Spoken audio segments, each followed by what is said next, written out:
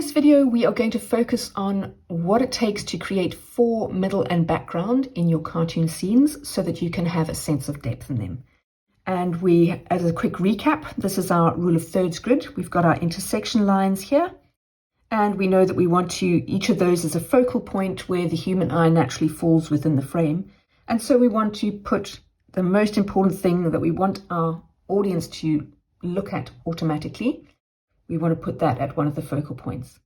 The other thing that we do is create a ground line or a ground level to show that that's kind of the furthest, most distant point where the flat ground starts interacting with vertical elements within the scene. And this gives a flat space for our character to occupy. And so we've already got a sense of depth here. If we were to go in and say, okay, I'm going to take a bit of green. Let's take a nice bright green and say I'm going to put a big bush here in front of my character. Well, then I've already created a sense of depth, haven't I? Because I've got a bush in the foreground. My character's just behind the bush, slightly obscured by it. Beyond that, I've still got a little bit of rising ground going towards where the flat land suddenly disappears. And then behind that, I might have some bushes or something. So if I've got an object here, I've got my subject, which is my character, and my character is sitting there. That is what I need to create the most basic form of depth. Okay, so let's go and take a look at what that means in a different context. So I'm going to pick up my pink, and here we've got our rule of thirds grid all set up. And I'm just going to put in a large ball like this. I'm working really roughly, and I encourage you to work roughly too, so that you can just explore lots of possibilities. So here, let's imagine I've got my character just messing around with this ball. It's one of those big kind of physio balls. And then there's their little body, always in stripes, that's me. And we can put the hands coming down over the ball like this. And we might have a hint of a foot sticking out this side, hair flying like that. Okay, so there we've got the ball between us and the character. So that immediately creates a sense of depth because the ball's between us and them. We can put a little bit of a hint of a shadow where the ball's touching the ground here. Behind them, we can put this ground line to say that's the space that this ball and character is occupying. And if we wanted to, we could put a hint of another foot out this side. Character widely straddling this large ball, and that gives us a sense of depth. So we've got space here that the person is occupying. We've got an object. We've got our character. Bingo, depth. Okay, so let's go and look at a few more sophisticated options.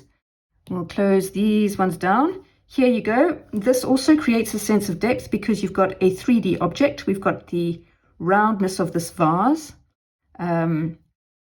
here. So the little character is in the middle of the vase.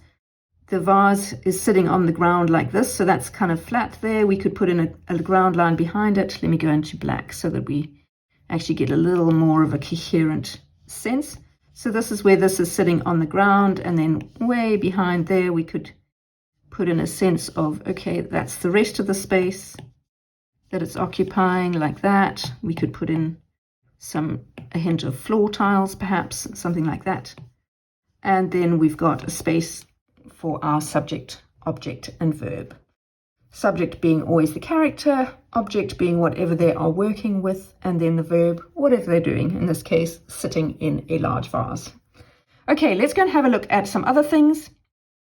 Again, subject, object, verb. If we wanted to just draw in a ground line behind here, I keep being in the wrong layer, as does so often happen.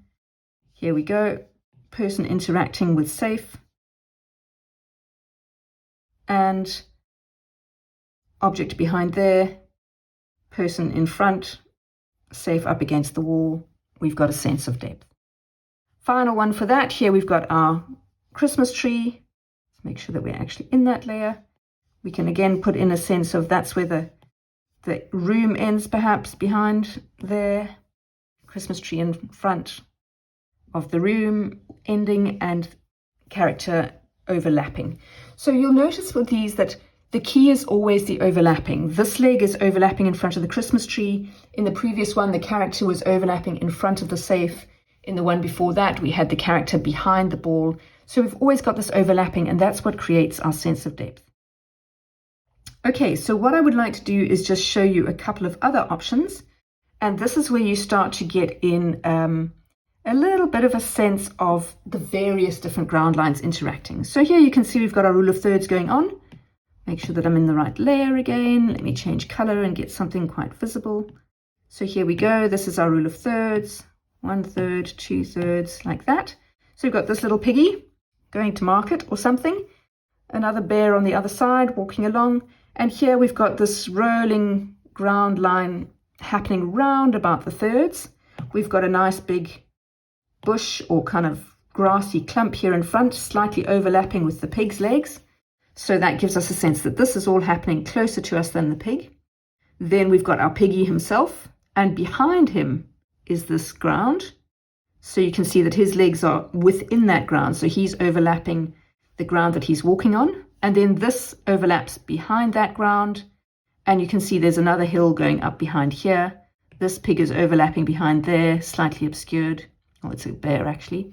And then we've got trees and things going on in the background. So this is how you end up with layers and layers of complexity kind of going away. And as long as you've got something closest to you, then your character will tend to be in the middle ground. And whatever happens behind is just extra. As long as you place your character well at round about the focal point, there's usually no confusion about where to look. It doesn't really matter how much other detail you put. Given that you don't put everything at a focal point, your person who's looking at your cartoon will know where to look. So here we've got just this overlapping going on again and again and again, and the sense that things are getting more and more distant. If we look at one more example, let's have a look at this one. And once again, we've got, you can see our rule of thirds grid in very faintly there. So we've got our two little characters sitting on the bench here, grouped towards this left-hand third line. We've got this vertical element kind of keeping our attention in the left 2/3 of the scene. And you can see that the upper ground line here is way behind. Now we could end up with a kind of a little line of bushes or something. Let me go for a slightly deeper green. You could have a hint of other horizontal elements going on a little bit lower. So one can end up with the closest ground level roundabout or at or below the third line here. And then, a sense of rising ground maybe going up like this to that further distant horizon, much further away. And that just creates some visual complexity and a little bit of interest to put in the detail behind. So we could end up with a whole lot of bushes behind our park bench here. We could end up with more bushes this side, and you can see that that starts to create a level of complexity. And again, we could put in a little bit of a shadow underneath the bench like this. So that gets a sense that our bench is on the ground. Maybe there's a pavement, a sidewalk or something. There might be some, what would you call it? There might be some paving, something like that. So we can do all sorts of things which will create a sense of something flat for the bench to sit on, a shadow to show that the bench is on a surface, grass and bushes behind, and then bushes behind the grass. And that's how you go about creating this layers and layers and layers of depth. And it all starts with your rule of thirds grid, and then creating that initial ground line, placing your character within the middle ground. So here you can see there's this bin is slightly next to the person. We've got this is planted in front of the bench, so that gives us a little bit of that sense of the foreground, middle ground, background. And that's all you need to create a sense of depth in your cartoon scenes.